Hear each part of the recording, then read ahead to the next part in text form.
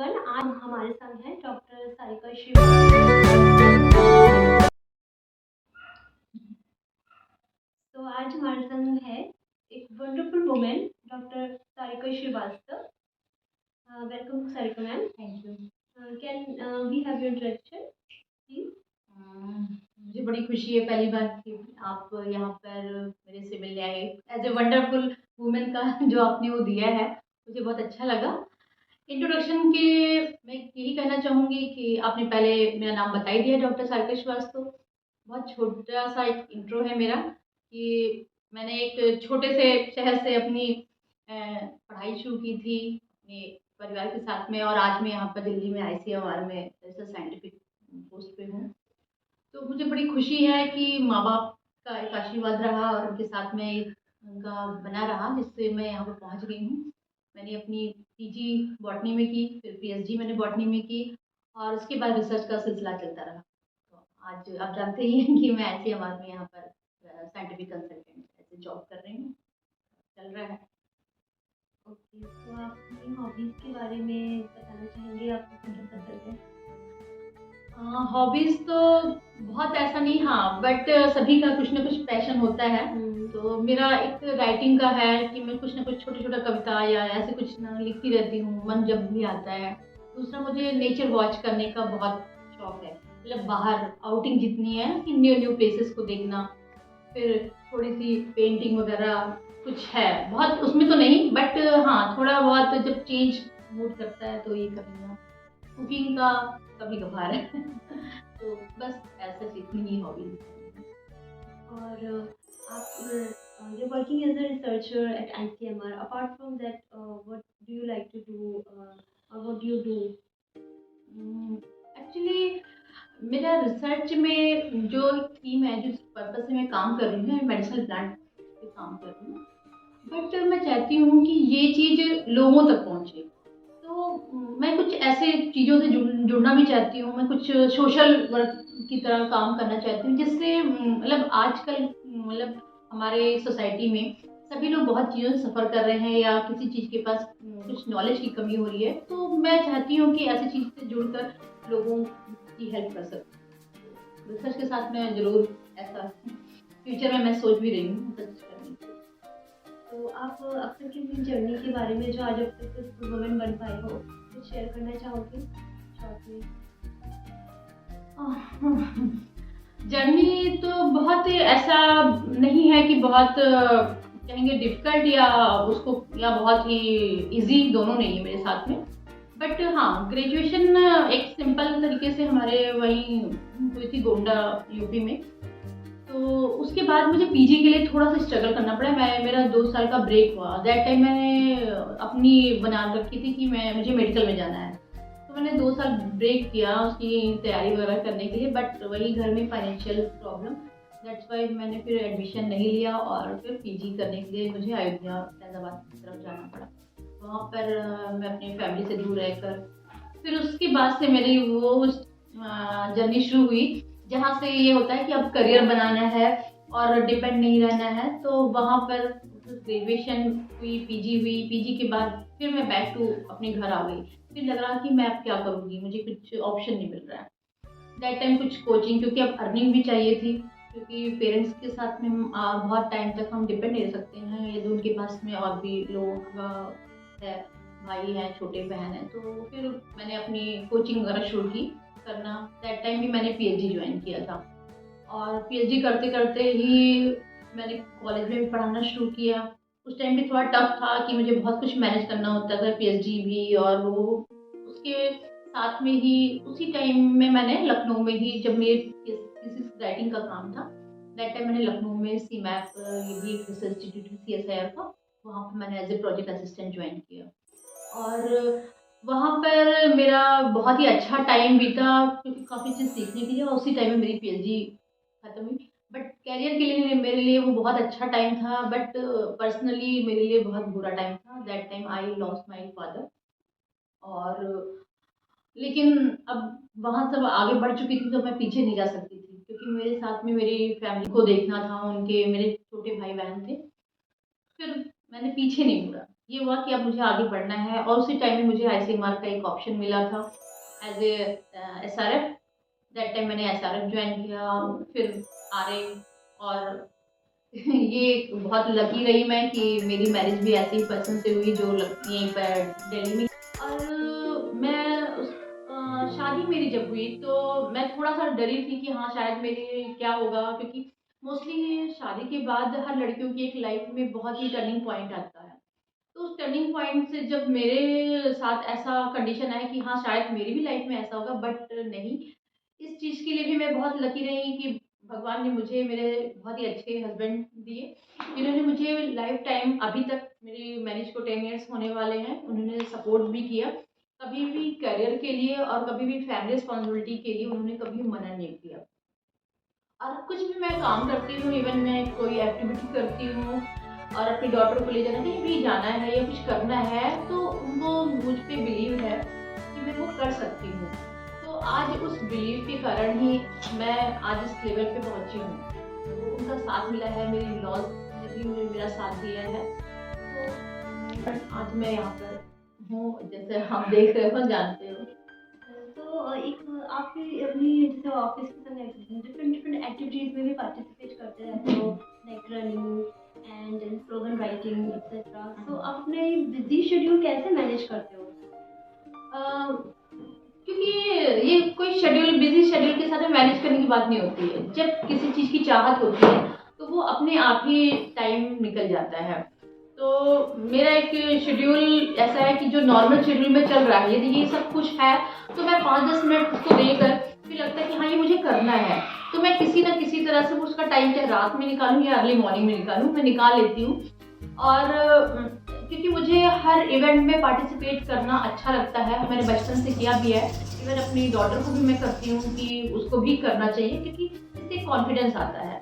तो वो बचपन से जो एक रूट में आ चुका है, तो उसको मैं अभी भी कंटिन्यू कर ही रही हूँ। ऑफिस में ऐसी मुझे अपॉर्चुनिटी मिली और उस अपॉर्चुनिटी में आज तक मैंने वहाँ पर 3 या 4 एक्टिविटीज़ में पार्टिसिपेट किया है, और सभी पार्टिसिपेशन में मेरा अच्छा रिजल्ट रहा है।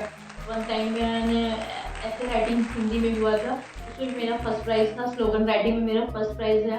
और रनिंग में तो मैं ऑलवेज, क्योंकि वहाँ मैराथन या हेल्थ फिटनेस से रिलेटेड रहता है, तो उसमें मैं पार्टिसिपेट जरूर करती हूँ। अच्छा लगता है, वो अपने आप समय निकल ये तो जाता है। आपने वाकई में सच कहा कि where there is will there is win, जहाँ चाहा वहीं रहा। तो और कुछ एक्टिविटीज में आप पार्टिसिपेट करते हो, like slogan writing, running, apart from that? और हाँ, कभी जैसे कहीं ड्राइंग कंपटीशन है तो उसमें भी बहुत, इवन मैं बहुत ड्राइंग की उसमें नहीं रहती हूँ, बट हाँ कहीं लगता है कि हाँ ये करना चाहिए। इससे क्विज कंपटीशंस हैं, गवर्नमेंट ऑफ इंडिया के भी कई क्विज वगैरह निकलते हैं, तो मैं उसमें भी पार्टिसिपेट करती रहती हूँ। साथ में कहीं कुछ जैसे आइडियाज़ या वो लिए जाते हैं, तो उसमें भी मैं पार्टिसिपेट करती हूँ। तो और साथ में हमारे लेक्चर्स वगैरह जो वेबिनार्स होते हैं, साइंटिफिक इवेंट्स होते हैं, तो उनमें भी मैं पार्टिसिपेट करती हूँ, क्योंकि है मुझे अच्छा लगता है कि कुछ करने से ही इंसान सीखता है। तो यदि मैं करूँगी, मैं सीखूँगी, तो वही मैं अपने बच्चों में दे सकती हूँ। तो वो चीज़ ज़रूरी है, जब तक चाह है तब तक राह है। तो चाहते रहेंगे और करते रहेंगे तो आगे हमारी जनरेशन भी उसकी ये बहुत ही इंस्पायरिंग है कि आप इतनी सारी एक्टिविटीज़ में पार्टिसिपेट करने की चाहत रखते हैं और करते हैं। तो अपने डेली रूटीन के बारे में कुछ कहना चाहेंगे? कैसे लाइक सुबह की शुरुआत होती है और फिर कैसे दिन बढ़ता है आगे, और कहाँ कैसे शाम तक पहुँचते हैं? सुबह की शुरुआत, हम कहते हैं कि शुरुआत ही हमेशा अच्छी होनी चाहिए, क्योंकि पूरा दिन एक जो यूनिवर्स ने हमें गिफ्ट दिया है, यहाँ पर एक लाइफ दी है, उस लाइफ को हमें जी भर के जीना चाहिए। तो मेरा मानना है कि सुबह उठते ही पहले उस यूनिवर्स को थोड़ी देर के लिए आप याद करो, उसके बाद अपनी शुरुआत करो। तो मेरा वही होता है कि मैं सुबह उठते ही पहले 5-10 मिनट जो भी है, मैं अपने यूनिवर्स को कंसंट्रेट करके थोड़ा मेडिटेशन करती हूँ, उनका धन्यवाद करती हूँ। उसके बाद से मेरी सुबह की शुरुआत होती है। तो नॉर्मल जो एक रूटीन है, क्योंकि अब मैं मैरिड हूँ, तो उस टाइम की रूटीन होता है कि बच्चे को स्कूल भेजना है और खुद भी ऑफिस जाना है, अपने हस्बैंड को भी ऑफिस भेजना है। तो इन सब रूटीन के साथ में कि बस फिर लग जाते हैं, फिर एक गर्म पानी पिया और उसके साथ में कुकिंग का काम शुरू रहता है किचन में, इवन सब काम करते करते। सेटअप होते होते लगभग नियर अबाउट 7 o'clock हो जाता है, जब मेरी डॉटर का जाने का टाइम हो जाता है। तो मतलब अपनी प्रिपरेशन होती है, टिफिन पैक करना अनदर, फिर मैं भी 9 o'clock तक नियर अबाउट निकल जाती हूँ। और इवनिंग में मैं अपनी डॉटर को डे केयर से लेते हुए आती हूँ, क्योंकि यहाँ पर कोई उसको देखने के लिए नहीं है। एक्टिविटीज में भी पार्टिसिपेट करते रहते हो, like running hmm. And speaking, so would you like to share some of those activities and achievements? Actually जब मैं ग्रेजुएशन और पीजी में थी, तो फिर बहुत ज़्यादा उस टाइम ना छूट नहीं होती थी ना कि बहुत कुछ करना है, क्योंकि इतना टाइम भी नहीं होता था और हम छोटे शहर से थे। यहाँ पर आने के बाद मुझे काफ़ी अपॉर्चुनिटीज़ दिखी। फिर मैंने, क्योंकि मैं थोड़ा हेल्थ से रिलेटेड ज़्यादा वो करती थी कि लोगों को हेल्दी रहना चाहिए, हेल्दी फूड खाना चाहिए और रन करना चाहिए, वॉक करना चाहिए, बट ऐसा नहीं होता था कि मैं किसी को बताती थी तो कुछ लोग समझते नहीं थे। तो मैंने कहा पहले मैं खुद पे अप्लाई करूँगी, फिर ये काम करूँगी। तो फिर मैंने यहाँ पर धीरे धीरे मैराथन, 1-2 मैराथन शुरू की, और अब जितनी भी वॉक होती, खासतौर से लेडीज जो नोबल कॉज के लिए हो रही है, मैं उन पे प्रेफर करती हूँ। इवन मैं अपनी डॉटर, अपने हस्बैंड को भी इन्वॉल्व करती हूँ उसमें। तो उनके साथ में एक्टिविटी ये मंथली कोई ना कोई रन चलता रहता है, उसमें मैं करती हूँ।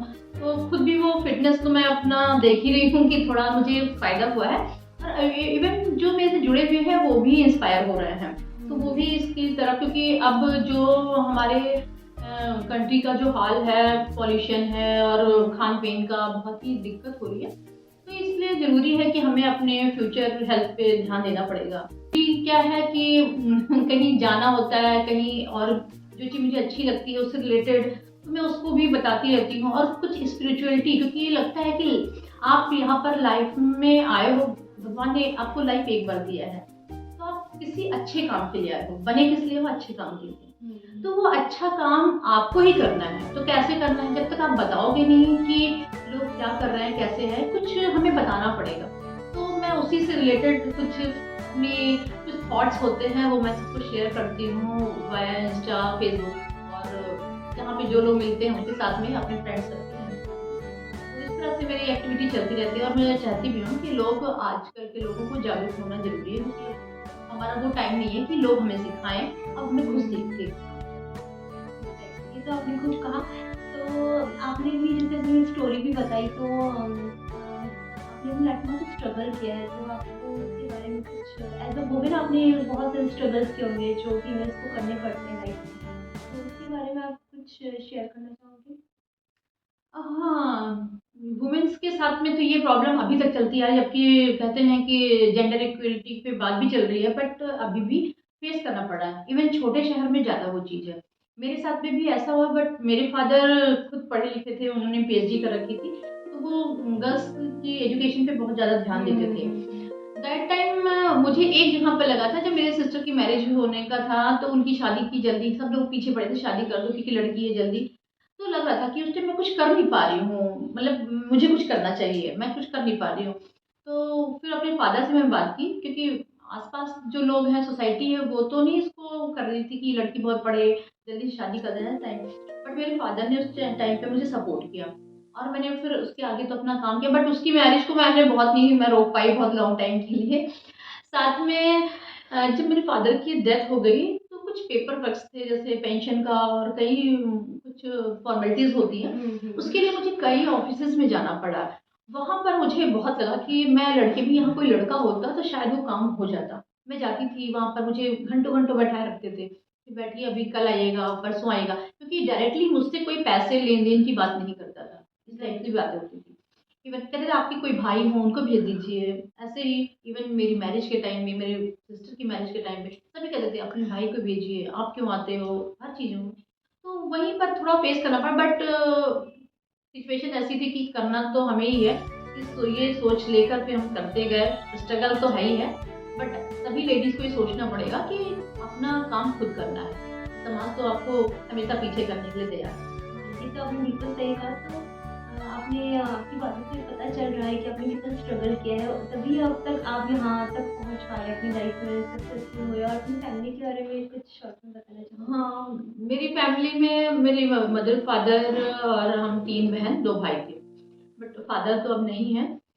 और मेरी बड़ी सिस्टर थी जिसकी मैरिज तो मेरे से पहले हो गई। फिर मेरी छोटी सिस्टर है, वो भी मैरिड है, सभी सेटल्ड हैं। She is working in government college and his husband is also in railway.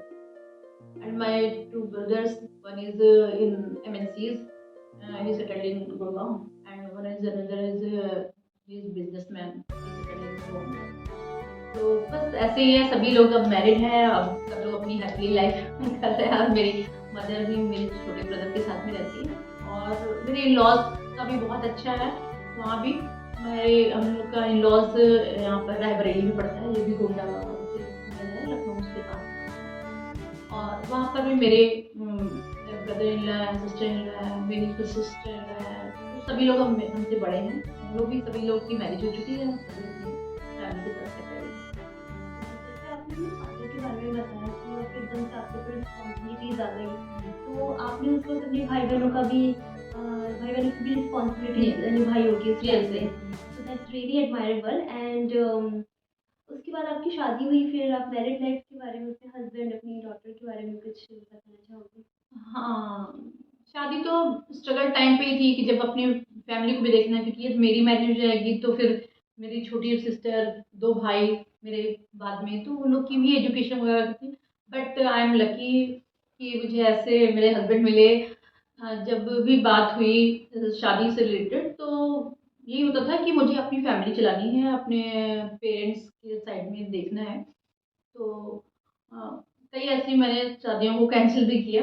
But जब इनसे मुलाकात हुई मेरे, तो इन्होंने भी मेरे को समझा कि हाँ ज़रूरत है जहाँ पर, तो फिर उन्होंने मेरा साथ दिया। तो मेरे हस्बैंड बहुत ही ज़्यादा कोऑपरेटिव हैं, और ख़ासतौर से समझते हैं कि मुझे क्या प्रॉब्लम है। और कभी भी उन्होंने, एक बाउंडेशन होता है ना कि एक हस्बैंड का मोस्टली होता है ना कि आज कहते हैं ना पुरुष प्रधान प्रथा अभी भी चल रही है, बट ऐसा मुझे नहीं लगता है। मेरी बातों को समझा जाता है, समझाया भी जाता है, कहीं यहाँ मैं गलत होती तो मुझे समझाया भी जाता है।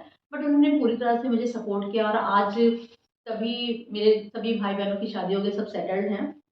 तो उनकी सपोर्ट के बिना शायद मैं नहीं कर पाती, क्योंकि शादी के बाद हर लड़कियां थोड़े ना थोड़े एक बाउंडेशन में आ जाते हैं।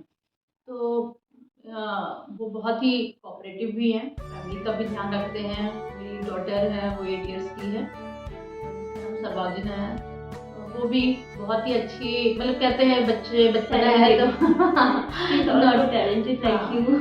तो टैलेंटेड है, नॉटी भी है, but she is very caring, क्योंकि गर्ल्स होती हैं हमेशा की। हाँ, तो बहुत ही केयरिंग है, मतलब इवन अपने फादर का भी केयर करती है, मेरा भी केयर करती है, इवन अपने दादा दादी, इवन नानी, सभी लोग का केयर करती है। तो आई एम लकी कि मुझे ऐसी बच्ची मिली, और मैं भगवान से हमेशा प्रार्थना करती थी कि मुझे एक daughter he they. That's really nice. Actually, she is also lucky that she has got you as a mother. तो आप किस और आपने बताया आप रनिंग में अच्छे हो, एंड रिसर्च का फील्ड है ही लाइफ साइंसेस में, बट अपार्ट फ्रॉम दैट आप और भी क्वालिटीज आपके अंदर है, जैसे कि आपने भी बताया, तो आप थोड़ा सा उसके बारे में बताइए, ताकि जो फीमेल्स हमें जो देख रही हैं उनको उनको इंस्पिरेशन मिले इससे। जैसा कि देखिए, क्वालिटी तो सभी में है, और लेडीज में क्वालिटी होती है, बस वो टाइम टू टाइम दिखाने और निकालने की बात है। तो रनिंग तो एक हमारा एक पैशन अब बन गया है, रनिंग का है, वॉकिंग का है, ये सब है, क्योंकि मैं हेल्थ पे थोड़ा ध्यान रखती हूँ। साथ में कुछ सोशल जो कॉज है, क्योंकि आजकल की जो लेडीज हैं उनको हमें जागरूक करना है, तो उससे रिलेटेड मैं उस पर काम करना चाहती हूँ, और मैं अभी उस पर कर भी रही हूँ, लोगों से बात भी कर रही हूँ कि कैसे जागरूक किया जाए उनको, कैसे एक एम्प्लॉयमेंट, क्योंकि प्रॉब्लम है यहाँ अनएम्प्लॉयमेंट, क्योंकि ये वो पढ़ी लिखी नहीं है तो वहाँ अनएम्प्लॉयमेंट है। तो अनएम्प्लॉयमेंट है, यहाँ पर प्रॉब्लम आ रही है, कुछ एजुकेशन की प्रॉब्लम आ रही है, तो वो चीज़ थोड़ा सा हम ख़त्म करना चाहते हैं। तो ऐसे ही है कि मैं किस तरह से उनको एक एम्प्लॉयमेंट दे सकूँ, कुछ कर सकूँ। तो अभी उस टॉपिक पे भी मैं काम करना चाह रही हूँ, कर भी रही हूँ, सर्च कर रही हूँ और मैं चाहती हूँ कि सभी अपनी प्रतिभाओं को, ये जो भी इस टाइम सुन रहे हैं, देख रहे हैं, तो अपनी प्रतिभाओं को निखारें और अपनी बात कहना सीखें, क्योंकि जब तक हम बात को अंदर रखेंगे तो हम किसी के सामने बता ही नहीं पाएंगे। तो हमें वो बात कहनी होगी। मैंने भी आज बात कही थी, तभी मैं आज तक यहाँ पर आ पाई हूँ। बात किया तभी मैं रनिंग या अदर एक्टिविटी में आज, ये मैं किसी से स्पिरिचुअल टॉक करती हूँ या उस पर बताती हूँ कि लाइफ में क्या करना चाहिए, क्या स्टेप हमें लेना चाहिए, तो वो भी बताने से हो रहा है। हम अपने अंदर हम रखते हैं तो फिर नहीं कुछ कर पाते। तो ये सब कंडीशन तो है। मेरे को ये था ना, जो हम लोग मिलकर एक प्राइवेट कंपनी में कुछ सालों पहले बायोटेक की ट्रेनिंग किया करते थे, तो उस टाइम पे आप प्रेग्नेंट हुआ करते थे और अपने फुल टाइम में आप वहाँ पर आते थे और इतनी हिम्मत के साथ आपने उस टाइम में उन टेक्निक्स को भी लर्न किया और अपनी अपनी हेल्थ को भी ध्यान रखा। तो उसके बारे में आप शॉर्ट में कुछ बताना चाहेंगे? हाँ, उस टाइम जब मैंने वहाँ हेलिक्स में ज्वाइन किया था, दैट टाइम मैंने मैटरनिटी लीव ले ले ली थी और घर पे मैं अकेली रहती थी, क्योंकि बहुत लॉन्ग टाइम से मैं जॉब कर रही थी, तो मैं बहुत ही बोर फील करती थी कि मैं क्या करूँ इस टाइम में। थोड़ा ये रहता ना कि कुछ ना कुछ करते रहो एक्टिविटी। तभी मुझे हेलिक्स का पता चला और वहाँ मैंने बात की तो मुझे सही लगा। मैं इवन मेरे हस्बैंड मेरे साथ में गए थे नोएडा, उन्होंने वहाँ पर बात की, सभी लोगों ने सेफ्टी के लिए एश्योर कर दिया, तो मैं यहाँ से जाने लग गई और मुझे अच्छा लगा था, क्योंकि मुझे कुछ न कुछ नई टेक्निक्स अपने उसमें सीखना था, जो कि मेरी पहले छूट गई थी। तो मैंने उसको ज्वाइन कर लिया और तुम लोग सब लोग, कई लोग बहुत ही अच्छे कलीग्स मिले जिनके साथ में मैंने वहाँ एंजॉय भी किया। हमारे वहाँ अच्छा माहौल रहा, सभी ने बहुत अच्छे से केयर किया दैट टाइम, क्योंकि मैंने जब ज्वाइन किया था तो मेरा 9 मंथ लगने वाला था। तो उस टाइम का जो पीरियड होता है थोड़ा सा तो टफ होता है, बट मैंने, क्योंकि एक सीखने का जुनून था, तो उस जुनून ने मुझे करने दिया और मैंने लास्ट टाइम तक 1 मंथ का था वो मैंने कंप्लीट किया। तो मुझे बड़ी खुशी है कि मैंने वो टाइम को यूटिलाइज किया। कहते हैं कि उस टाइम पे जैसे माँ करती थी वैसे बच्चे से साहसी बनते, तो आज मैं देख सकती हूँ कि आपकी बेटी भी आपकी की तरह काफ़ी ब्रेव है और टैलेंटेड है और उसमें भी वो गुण आए हैं, उसकी भी इंटरेस्ट है साइंस पढ़ने में, क्योंकि आप फुल टाइम तक साइंस की टेक्निक्स ही लर्न कर रहे थे। तो एक लाइन में शॉर्ट में आप अपने जो लोग हमें ये वीडियो देख रहे हैं उनके लिए कोई मैसेज देना चाहेंगे? पहले बात है, अपनी लाइफ में एक पैशन हमेशा रखना चाहिए, क्योंकि ये तो करने की चाह नहीं होगी तो आप आगे नहीं बढ़ पाएंगे। तो जब तक सपने और चाह को हमेशा जीवित रखना जरूरी है, उसी के साथ में हम आगे बढ़ सकते हैं। तो जो भी देख रहे हैं सुन रहे हैं उन सभी से यही कहना है कि जो सपने देखे हैं उनको पूरा करने की हमेशा कोशिश करें और हमेशा अपनी चाहत को जिंदा रखें कि जो करना है वो करके ही रहेंगे, तो कभी कोई नहीं रोक सकता और हम हमेशा सफलता पाएंगे।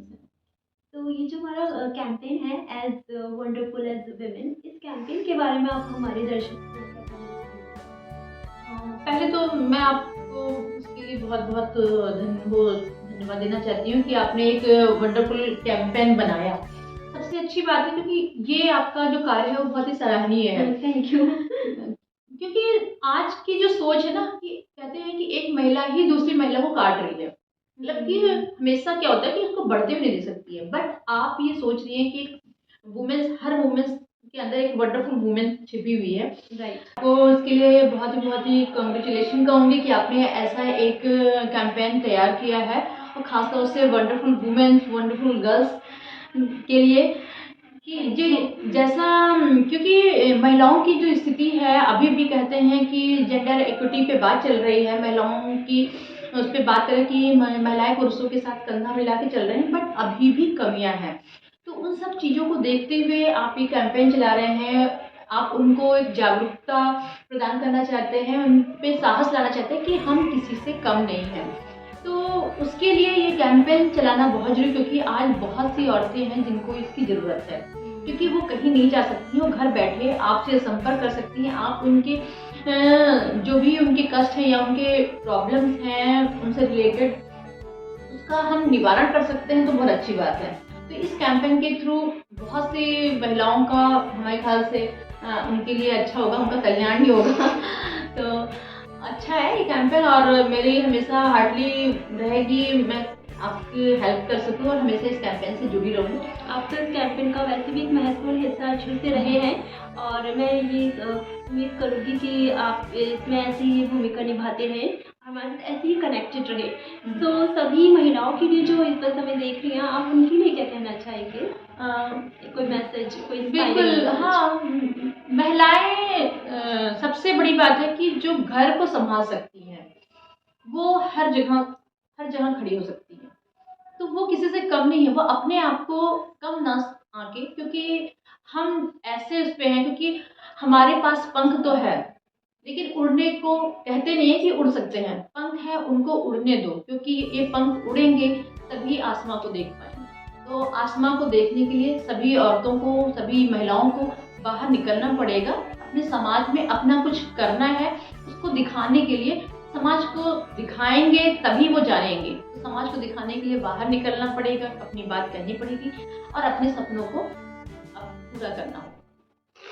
तो कितनी सरल शब्दों में, कितनी सहजता के साथ आपने अपने जीवन की खूबसूरत सी कहानी हमारे साथ शेयर करी। मैं इसके लिए आपका हार्दिक अभिनंदन करती हूँ। और धन्यवाद। हमारी पूरी टीम की तरफ से, एज वंडरफुल एज विमेन की तरफ से, हम सब आपके लिए सदा आभारी रहेंगे, क्योंकि आप इसका एक महत्वपूर्ण भाग हैं। और आप हमें हमेशा, मैं उम्मीद करती हूँ, हमारे साथ ऐसे ही कनेक्टेड रहेंगी और औरों को भी कनेक्ट करती रहेंगी। तो इस यादगार लम्हे को और यादगार बनाते हैं। आपके साथ मैं आपको ये देना चाहूँगी, दिस इज़ अ मोमेंटो। ये Thank you. यादगार लम्हे का एक मोमेंटो है कि आप एक वंडरफुल वुमन हैं। And thank you so much. Thank you. Thank you. और शाम को पेरेंट्स से भी फोन पे बात बिल्कुल, सभी लोग को, क्योंकि पेरेंट्स से दूर रहते हैं तो उनके साथ टाइम देना होता है, तो उनको कॉल पे ही तो आधा एक घंटा लगी कि मुझे हर चीज़ को भगवान ने मुझे ऐसा एक हिम्मत और साहस दिया जो मैं कर